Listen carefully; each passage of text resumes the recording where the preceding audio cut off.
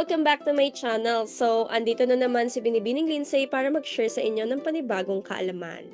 Kumusta po ang lahat? Nakapagpahinga na ba ang lahat? So, I'm sure everyone, no, buhay na naman ng mga GC natin sa mga meetings, trainings, ayan. So, alam na, no, paparating na tayo sa exciting part, no, ng ating buhay bilang mga teachers. So, for today's video, yan, kalalabas lang nitong April, itong guidelines na to, no, or DepEd order, na dapat aware na tayo at nababasa na natin.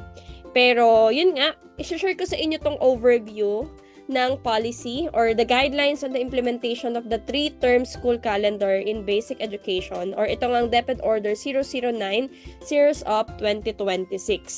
So, ito na yung susundin nating calendar of activities for this school year 2026-2027. So, what's new? Okay, so kung di pa natin nababasa itong DepEd order na to, no, samahan nyo kung i-discuss. Pero overview lang to, no?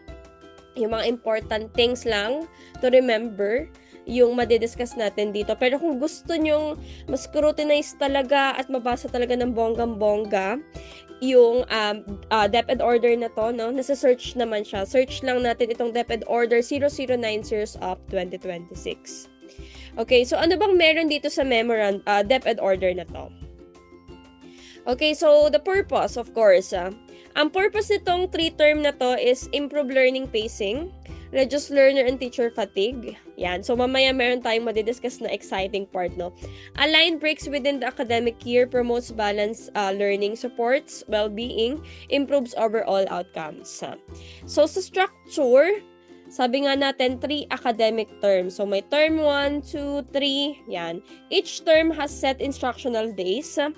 And of course, ito nga tinatawag natin ng exciting part, short breaks after each term. So, naiintriga na ba kayo? Wow. Okay. So, itong papakita nating figure na to is ito yung term structure. Example lang naman to, no? Na dapat sa isang school year, meron tayong 200 to 220 days. So, itong structure na to, example lang. Ano itsura ng term 1, term 2, term 3. So, sa next slide natin, yan. Ito na yung for school year 2026-2027 na 3-term school calendar. Okay?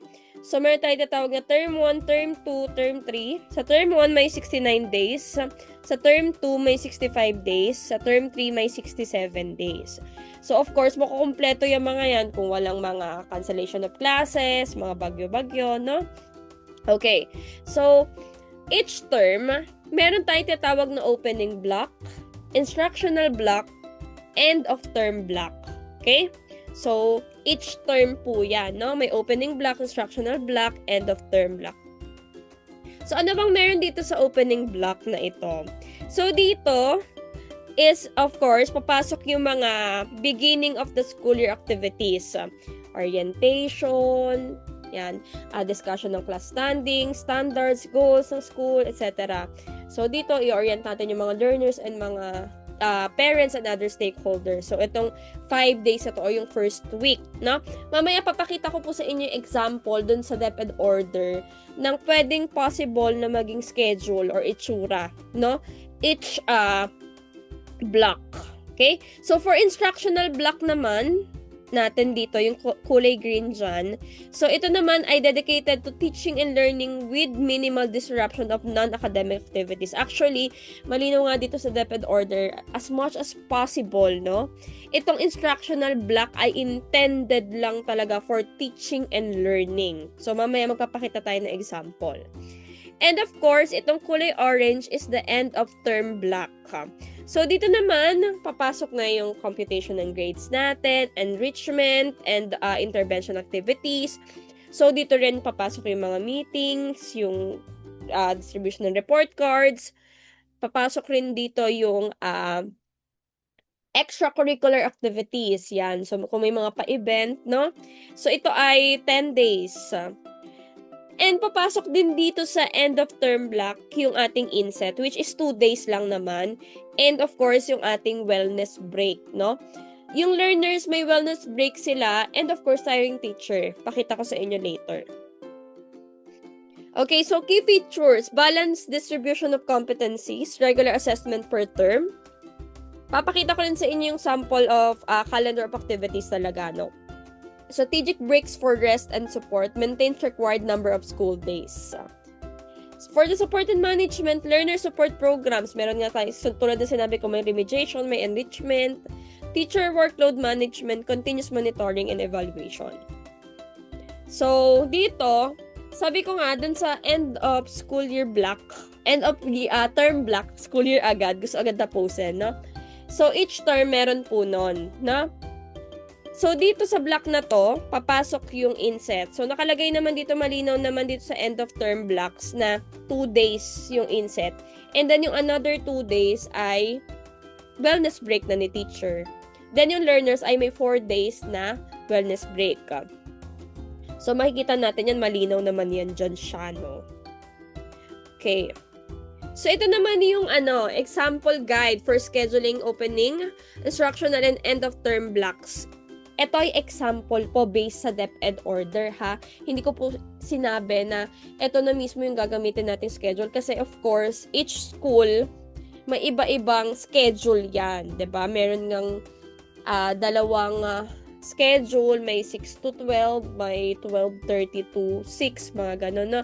So, nakadepende naman. Ito lang yung binigay na example. So, opening block, for key stage 1, ito yung mga suggested list of activities. Day 1, day 2, day 3, day 4, day 5. So, ito yung mga pwede nating ipagawa.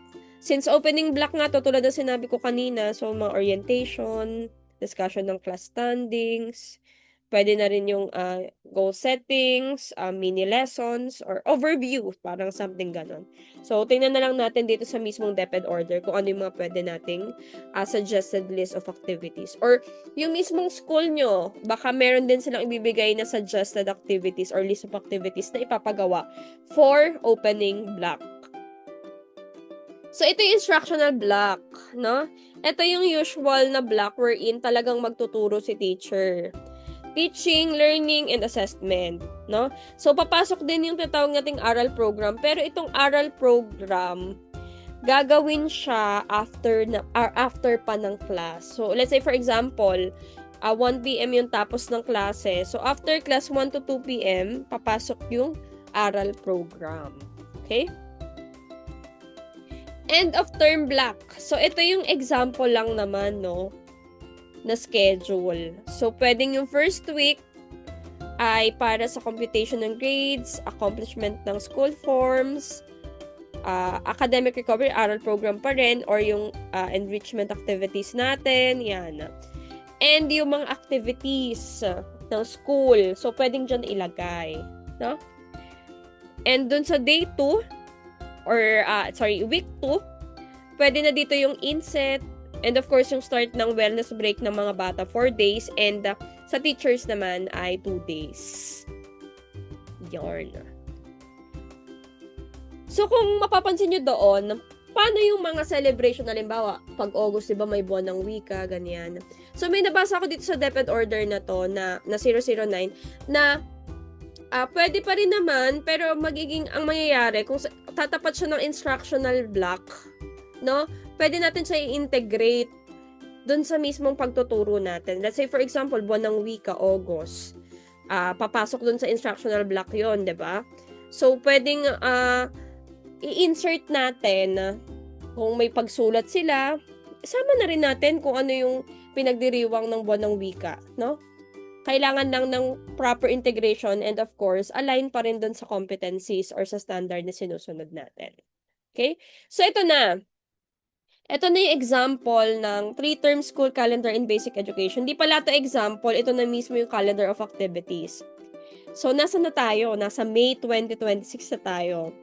So, starting from May 4 up to 29, and of course, up to dire-diretso na yan, papasok na dyan yung training window for teachers, school heads, and teaching-related personnel, and Oplan balik eskwela.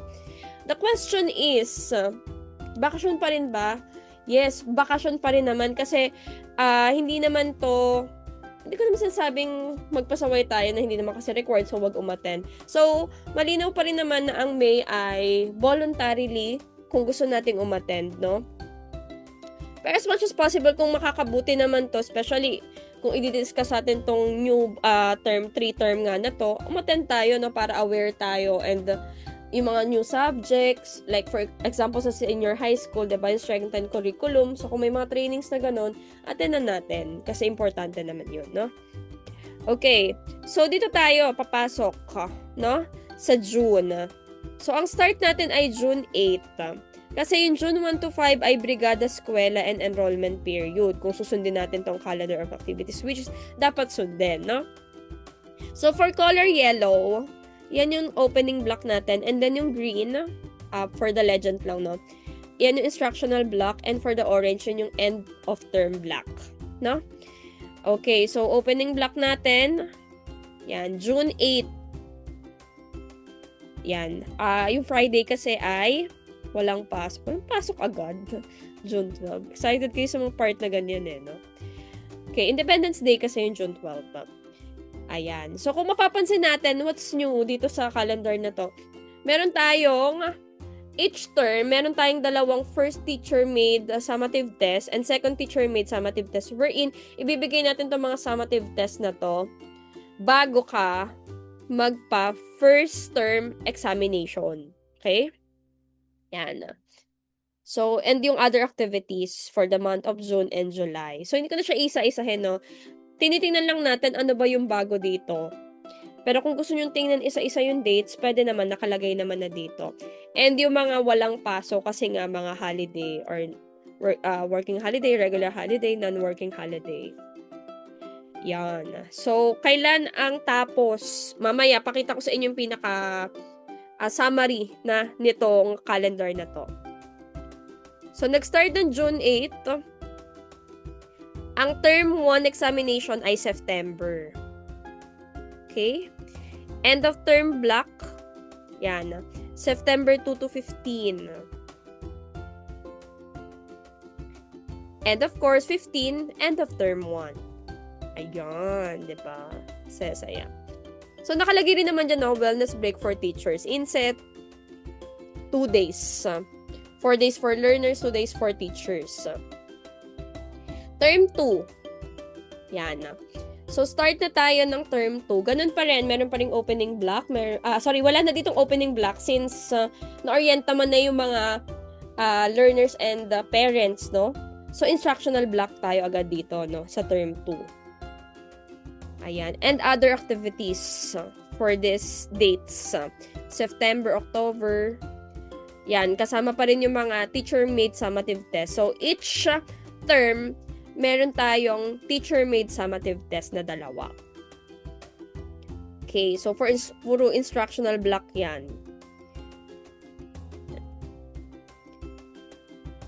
Yan. So, for the end of term block, pa-holiday na rin naman to no? Talagang wala nang pasok, no? Eksaktong-eksakto.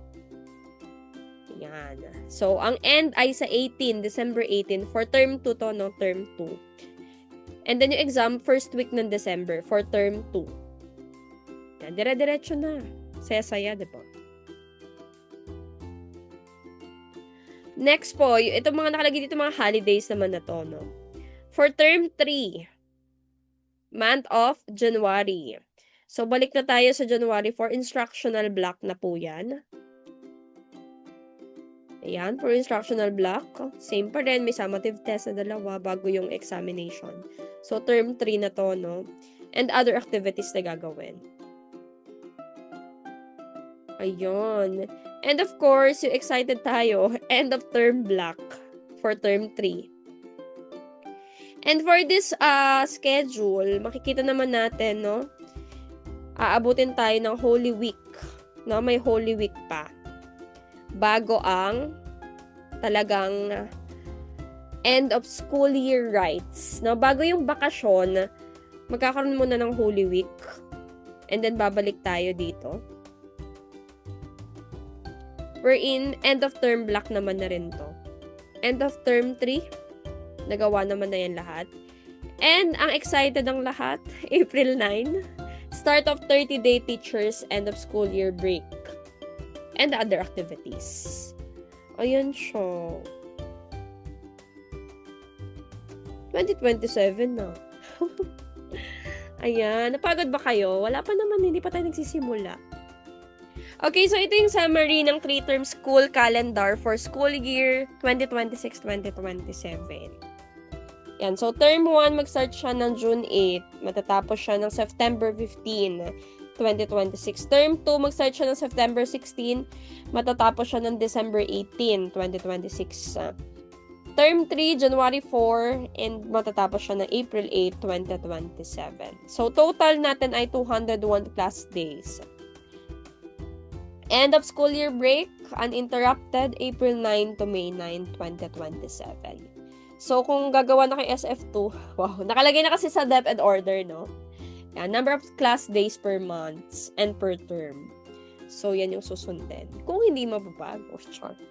Yan lang. Sana po ay may naunawaan kayo sa mga pinagsasabi ko. Parang napagod na kayo agad sa mga sinabi ko, no?